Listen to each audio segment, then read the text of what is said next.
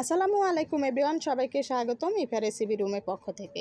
আজকে আমি তোমাদের সাথে শেয়ার করব কোনো রকম ঝামেলা ছাড়াই প্যাকেটে মশলা দিয়ে ঝাল ঝাল চিকেন বিরিয়ানি। যে কোনো ব্যাচেলার ভাই বা প্রবাসী ভাইয়েরাও ঝটপট করে যখন খুশি মন চাবে তখনই বিরিয়ানি রান্না করতে পারবে। আর যারা কখনোই বিরিয়ানি রান্না করেনি তারা যদি আমার এই ভিডিওটি ফলো করে বিরিয়ানি রান্না করে, আশা করি তারাও খুব সহজে এরকম ঝরঝরে পারফেক্ট বিরিয়ানি রান্না করতে পারবে। আশা করি যতদূর সম্ভব চেষ্টা করব সহজ করে শেয়ার করার জন্য। তো বন্ধুরা, আশা করি রেসিপিটি তোমাদের ভালো লাগবে। ভালো লাগলে চ্যানেলটাকে সাবস্ক্রাইব করে রাখবে। তো প্রথমে এখানে কিন্তু আমি নিয়েছি মুরগির মাংস, চাইলে তোমরা খাসি অথবা গরুর মাংসও নিতে পারো।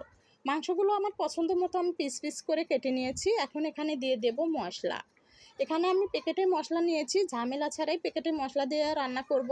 এখানে কিন্তু অর্ধেক মশলা দিচ্ছি, বাকি অর্ধেকটা রেখে দেবো। যেহেতু আমি বিরিয়ানির পরিমাপটা অল্প করে রান্না করব, মশলার পরিমাপগুলো অল্প অল্প করে ব্যবহার করব।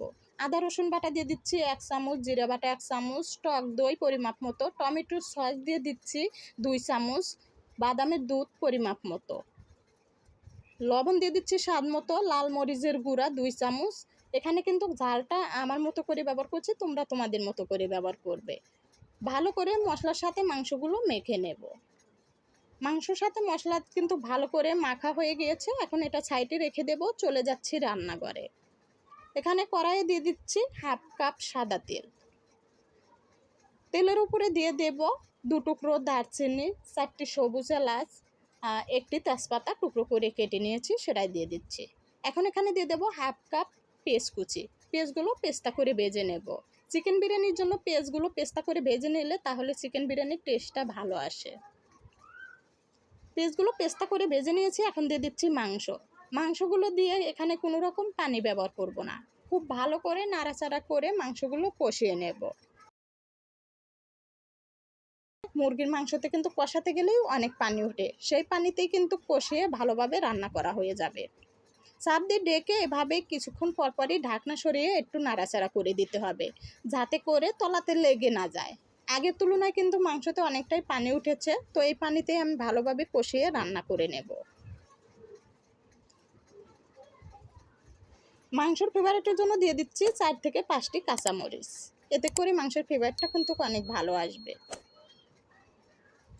ভালো করে মাংসটা কষানো হয়ে গিয়েছে। এখানে কোনো রকম পানি নেই, যা আছে তেল জল মশলা। এখন আমি এই মশলার উপর থেকে মাংসগুলো নামিয়ে নেব। তো মাংসগুলো কিন্তু মশলার উপর থেকে এভাবে উঠিয়ে নিতে হবে, মশলা সহকারে কিন্তু উঠানো যাবে না। সবগুলো মাংস উঠিয়ে নিয়েছি, এটা সাইডে রেখে দেব। এখন ওই মশলার উপরে দিয়ে দিচ্ছি আমি চিনির গুঁড়া, পোলার চাউল। চাইলে তোমরা এখানে বাসমতি চাউল ব্যবহার করতে পারো। এখানে 1/2 কেজি চাউল নিয়েছি। এখন আমি মশলার সাথে চাউলটা ভালো করে ভাজা ভাজা করে কষিয়ে নেব। লবণ দিয়ে দিচ্ছি চাউলের জন্য পরিমাপ মতো, যেহেতু মাংস তো দিয়েছি সেই পরিমাপ মতোই কিন্তু লবণটা দিতে হবে। এখানে পোলাও অথবা বিরিয়ানি যত বেশি চাউল ভাজা ভাজা করে কষিয়ে নিতে পারবে, তত বেশি বিরিয়ানি পোলাও ঝরঝরে হবে, তাহলে সেই বিরিয়ানি আর পোলাও খেতেও ভালো লাগবে।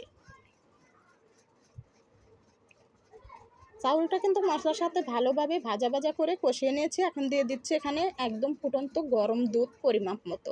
চাইলে দুধের পরিবর্তে কিন্তু তোমরা গরম পানি ব্যবহার করতে পারো। একটু নাড়াচাড়া করে চাপ দিয়ে ডেকে রান্না করে নেব। কিছুক্ষণ পরেই হালকা একটা বলক আসাতেই একটু আবারও ঢাকনা সরিয়ে নাড়াচাড়া করে দেব। এখন দিয়ে দিচ্ছি কাঁচামরিচ। বিরিয়ানির জন্য কাঁচামরিচের ফ্লেভারটা কিন্তু অনেক ভালো আসে। মুখগুলো হালকা করে ফাটিয়ে দিয়েছি, যাতে করে ঝাঁসটা বিরিয়ানির মধ্যে ঢুকতে পারে। একটু ভালো করে নাড়াচাড়া করে দিয়ে দিচ্ছি মাংস। এরকম বিরিয়ানির যখন চাউলটা রসা রসা হয়ে আসবে তখনই কিন্তু মাংস দিতে হবে। একদম ভালো করে চাউলটা কিন্তু পানি শুকিয়ে মাংস দেওয়া যাবে না। এরকম রসা রসা অবস্থায় কিন্তু মাংসগুলো দিয়ে ভালোভাবে চাউলের সঙ্গে মাংসটা কষিয়ে নাড়াচাড়া করে দিতে হবে। চাউলটা কিন্তু ভালোভাবে কষিয়ে নাড়াচাড়া করে নিয়েছি। এখন এখানে দিয়ে দেব আমি আলুর বোখারা। আলুর বোখারা দিয়ে চাপ দিয়ে ডেকে কিছুক্ষণ রান্না করে নেব। কিছুক্ষণ পরেই কিন্তু আবারও এভাবে ঢাকনা সরিয়ে একটু মাঝে মাঝে নাড়াচাড়া করে দিতে হবে, যাতে করে তলাতে লেগে না যায়। চুলার আঁচটা একদম আমি নোটে করে দেবো এই পর্যায়ে, যেহেতু চাউলটা শক্ত আছে। চুলার আঁচটা একদম নোটে করে চাপ দিয়ে ডেকে দমে রেখে দেব 15 থেকে 30 মিনিট। 30 মিনিট কিন্তু এত লাগেনি, ধরো যে 15 থেকে 20 মিনিটের মধ্যে কিন্তু চাউলটা ভালোভাবে কিন্তু ফুটে গিয়েছে। আর পোলাওটা দেখতেই পাচ্ছ বিরিয়ানিটা কতটা ঝরঝরে হয়েছে, একদম কিন্তু পারফেক্ট হয়েছে। আর চাউলটা একদম দেখো নরম হয়ে গিয়েছে। পোলাও অথবা বিরিয়ানি যত বেশি ঝরঝরে হবে তত বেশি কিন্তু খেতেও ভালো লাগবে, টেস্টটা অনেক ভালো লাগবে। তো হয়ে গেল কিন্তু খুব সহজেই ঝামেলা ছাড়াই প্যাকেটে মশলা দিয়ে ঝাল ঝাল চিকেন বিরিয়ানি। যে কোনো ব্যাচেলার ভাই বা প্রবাসী ভাইরা যখন মন চাবে তখন খুশি কিন্তু বিরিয়ানি রান্না করতে পারবে। আর যারা কখনো বিরিয়ানি রান্না করেননি, আশা করি এভাবে বিরিয়ানি রান্না করলে তারাও পারফেক্টভাবে বিরিয়ানি রান্না করতে পারবে। তো বন্ধুরা, সবাই কিন্তু অনেক অনেক ভালো থাকবে। সবার জন্য অনেক অনেক দোয়া ও ভালোবাসা রইল। সবাই আমার জন্য দোয়া করবে। আল্লাহ হাফেজ।